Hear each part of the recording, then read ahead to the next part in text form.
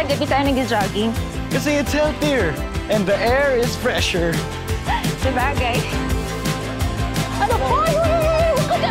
Nasaan kita? Ano?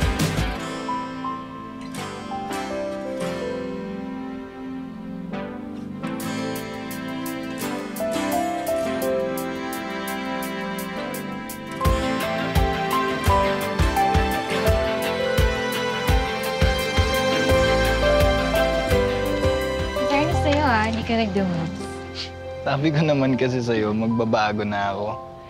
Dami rin kasing nangyari the past few days eh.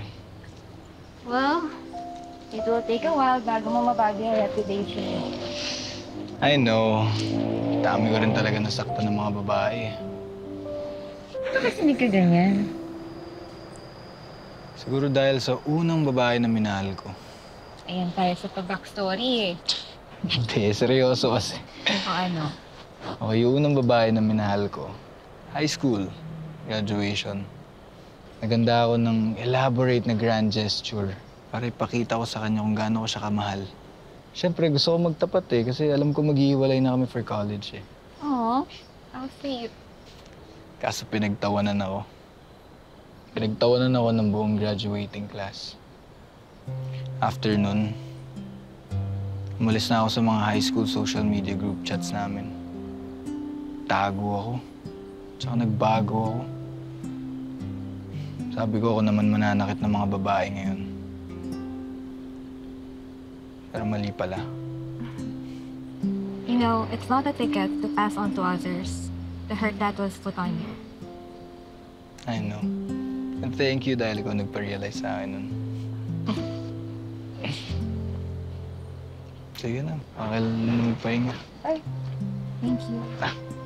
You're welcome. Good night. Good night.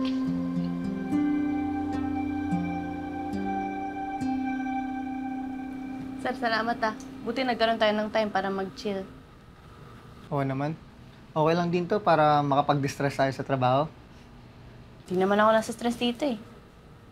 Mabuti naman kung ganun. Pero wag ka muna nga alis ha. Hello? Bakit naman? Kasi parang ni-love na hata ako sa'yo. Ano ba? Nakakahiya yun. Kalimutan mo na yun ha. Brad. Sir. Ito tatandaan mo ah. Tapangan mo loob mo.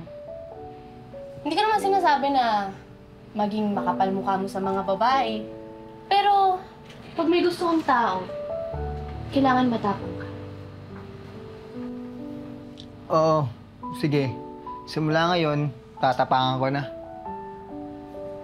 Good.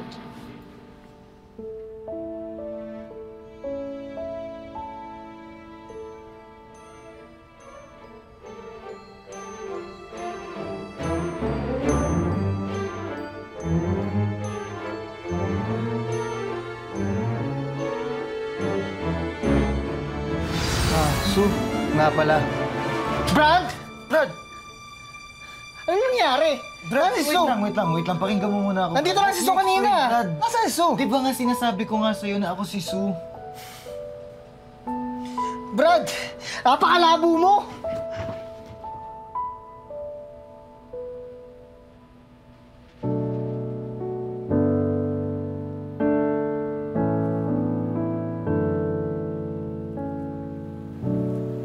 Su, doon ka nga muna sa reception, wala nagbabantay.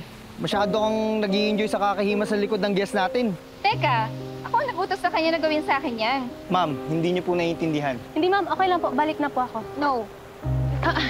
Ikaw ang boss dito, di ba? Yes, ma'am. And I'm the customer. And the customer is always right. Kaya dito lang siya. Okay, sige ma'am. Antayin natin mamayang gabi para malaman niyo na... Hindi ma'am, okay lang po. At ang ginagawa mo? Why are you being so difficult on her? Ma'am. Dahil ba kahit anong advance mo sa kanya, nire-retract ka niya? Salamat ka nga, hindi ka namin pinapulis kung hinaras mo siya eh. Ma'am, hindi niyo po talaga naiintindihan. Naiintindihan ko lahat. Ma'am, tama na po. Okay Stay na po. here. Hindi dapat tayo nagpapapos sa mga ganyang klaseng lalaki. And ikaw, wake up! Walang magkakagusto sa abuser na katulad mo. Ma'am, please. Tama na. Brad, doon na tayo mag-usap. Hindi, dito tayo mag-usap. Antayin natin gumabi. Saan mo siya? Anong meron sa gabi? Wala po, ma'am. Wala. Dito ka lang. Babalikin mo na ako. Dito ka lang. Ako. Dito tayo mag-usap. Antayin natin gumabi. Tawag mo ako. Babalikin mo na ako. Ano ba? Antayin mo, ma'am. Matatauhan ka. Ano ba? Sue! That's Sue, it's all your fault! Sue! Antayin mo, ma'am. Antayin mo, ma'am. Oh, see? Sabi ko sa'yo eh.